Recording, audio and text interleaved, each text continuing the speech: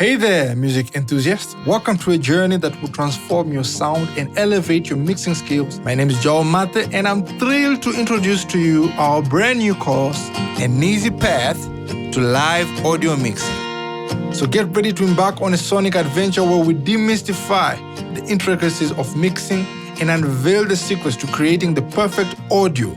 But that's not all. We've got something special for you. How about an official certificate to showcase your newfound skills?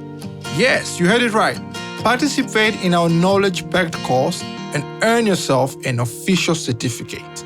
Imagine the satisfaction of proudly displaying that certificate, a testament to your dedication and expertise in the art of mixing. But wait, there's more. For those hungry for even deeper knowledge, we've got you covered.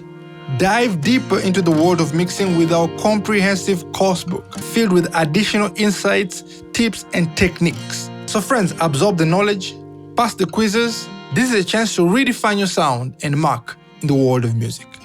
Let's begin. At the end of the video, make sure to drop a comment and tell us what you would have learned from today's lesson. Welcome back, friends. So last time we looked at the definition of sound, and we try to define it in a physical way, in a mechanical way. We are continuing with the assumption that the original sound has been transformed from a regular mechanical wave to a signal. For example, it might be a singer who has been singing on the microphone, and their voice is now in the board as a signal, or maybe a guitar that is plugged in, and the signal is moving from the guitar to the board. So what happens next? What happens when the mechanical wave is transformed from acoustic to actually electrical? What happens to that signal? Well, that's when the topic of today comes in, and we're going to be looking at signal processes. That energy, that acoustic energy that has been transformed into an electrical signal has to be processed. Something has to be done on it, right?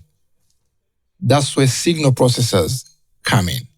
And so whenever you see a mixer, whenever you see an audio interface that receives a signal from an instrument or from a vocalist, that mixer is just a collection of signal processors. It's a collection of devices that will process that signal. All right.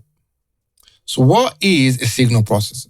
A signal processor is a device that alters or enhances an audio signal. It can be used to improve the sound quality of the original signal, or maybe to remove certain aspects of the signal. Basically, it is used to transform that signal into something other than the original. You take the original signal, you process it, you transform it into something else. And that is done through signal processors. And so signal processors can be used in a variety of ways. They can be used to balance the sound between different instruments. They can be used to change the tone of the instrument. They can be used to add specific elements of sonic effects. They can be used in a variety of ways. So there are many types of signal processors, really many types, depending on what you want to do with the signal. It's just like flour. There's just so much you can do with flour, so much. It's just like iron, the raw signal, just like an ion that then you can transform to whatever you want to do. And so with the whole bunch of signal processors, there's so much you can do with the original signal as a mixing engineer. But for the purpose of this course, we're going to look at the most common type of signal processors used in live music or in studio in general. If we say we're going to go through all the type of signal processors, we might not end this course, but we're going to go through the most fundamental and the ones that are very important for you to know.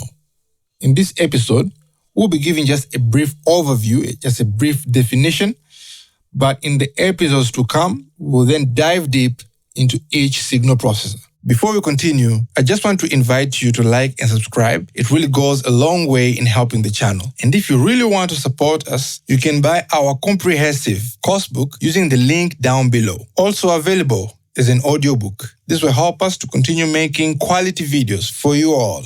Let's get back to the lesson. The most common processor that you've probably heard of already is the EQ, the equalizer. An EQ is used to boost or cut specific frequencies in the audio signal. This can be used to improve the clarity of the sound or to remove any unwanted noise or to create a specific tonal balance. And we'll get to learn more about the equalizer in the episodes coming next. The compressor and limiters. The compressors are used to control the dynamic range of the audio signal. This means they can be used to make the quiet parts louder and the loud parts quieter. They are also used to prevent the signal from getting too loud and distorting. Reverb and delay. Reverb and delay processors are used to add depth and ambience. They add that roomy, echoey type of feel that you normally hear in almost all the songs on the radio. We'll also have a look at those. And then finally, we'll talk about noise gates. Noise gates are used to remove unwanted noise from the signal. They work by silencing the signal below a certain threshold level. And so that was just an overview of signal processors. Basically, what you need to know right now is that when the sound has been transformed from an acoustic energy or from maybe a mechanical energy from the instrument into an electrical energy as a signal, that signal reaches the board, and in that board there are many signal processors.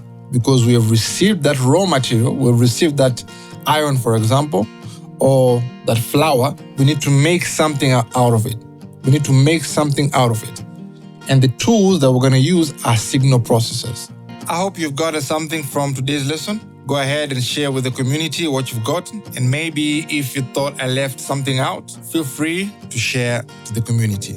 All right, guys, let's proceed now and study each of those processors in detail. I'll see you in the next lesson.